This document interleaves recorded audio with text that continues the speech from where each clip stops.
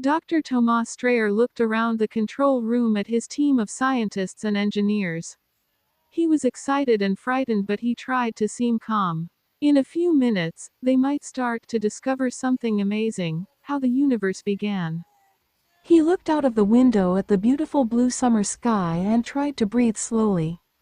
"Ready," he said. He pressed the first button and the complicated computers and machines came to life.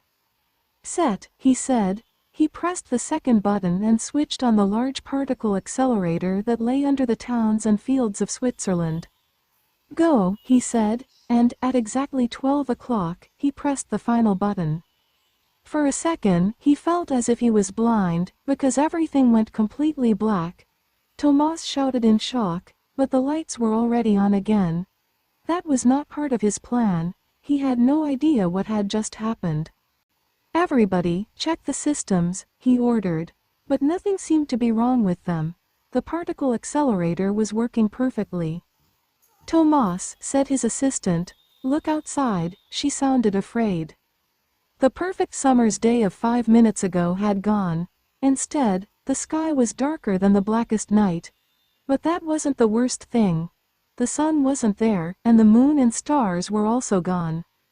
People were shouting and screaming. They started calling their families on the telephone because they were afraid they had all gone too. Tomas felt as if it was hard to breathe, but he counted to 10 and tried to breathe slowly.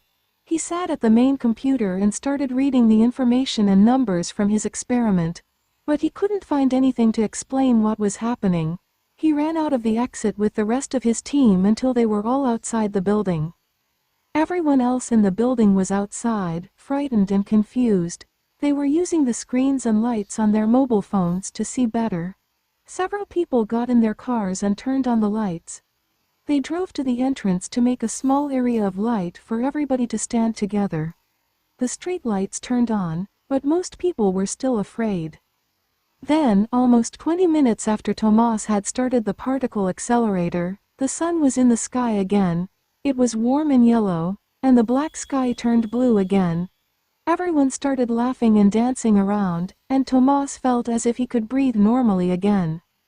But later, hours later, when the real night began, no one was happy, because, although the moon rose again, there were no stars in the sky at all.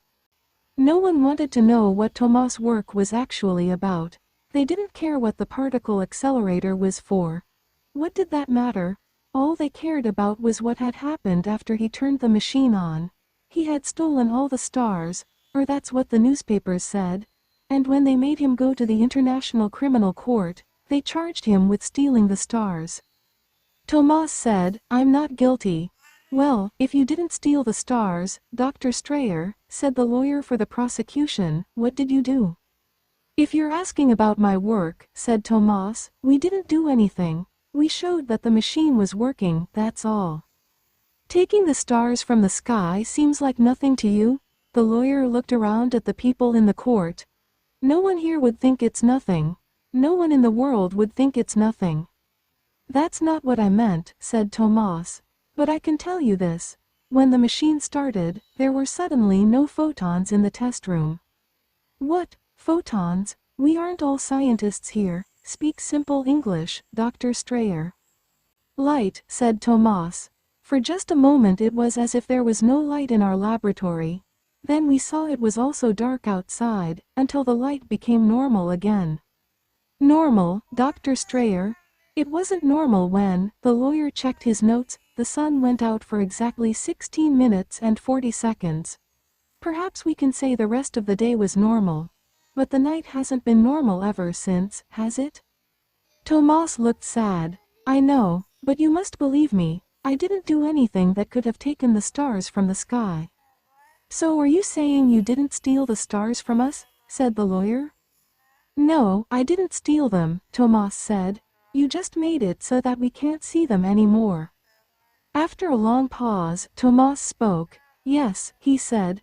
"How is that any different?" the lawyer asked. Tomas didn't have an answer, not one anyone would understand anyway, and if they understood it, they wouldn't believe him. He had an idea, but it would take years to prove it.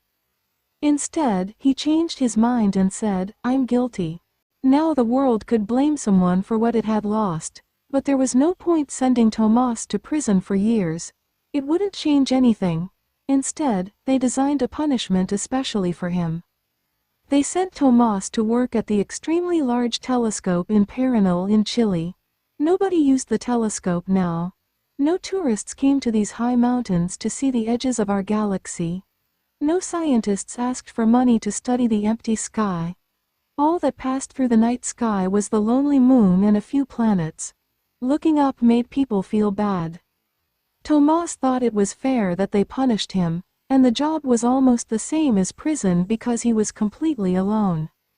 After a few years, the world forgot about him, or, at least, everyone decided to leave him alone. Every evening he watched the sun go down. The red ball was gone exactly 8 minutes and 20 seconds after it actually went behind the Earth. Tomas was almost happy to know that the laws of physics remained the same. Light still traveled at the same speed as it had always traveled. He hoped it meant he hadn't changed the universe that much. We know there is a speed light travels at, he thought, so perhaps the dark travels at the same speed. Of course, there was no way to prove his idea, not yet. And, alone in the mountains, Tomas had nobody to share his idea with anyway. High in the mountains of Chile, Tomas continued to watch the night sky. With the enormous telescope, he looked at the same place in the empty sky every night, even though there was nothing to see. And each day as the sun went down, he thought of the song his parents sang to him as a child. Starlight, star bright, first star I see tonight. I wish I may, I wish I might, have the wish I wish tonight. For 1,596 black nights, nearly 4.5 years, there was no change to the night sky. But that was okay. It didn't mean his idea was wrong. Tomas thought about the darkness he had created. He imagined it like a wave that had passed the sun now. Maybe it was continuing out towards the edge of our galaxy and further, to the stars. It would take 1,596 nights to pass the nearest star. It would take 1,596 more nights for that star's light to come back to Earth. If the wave was real, of course. If his ideas were correct.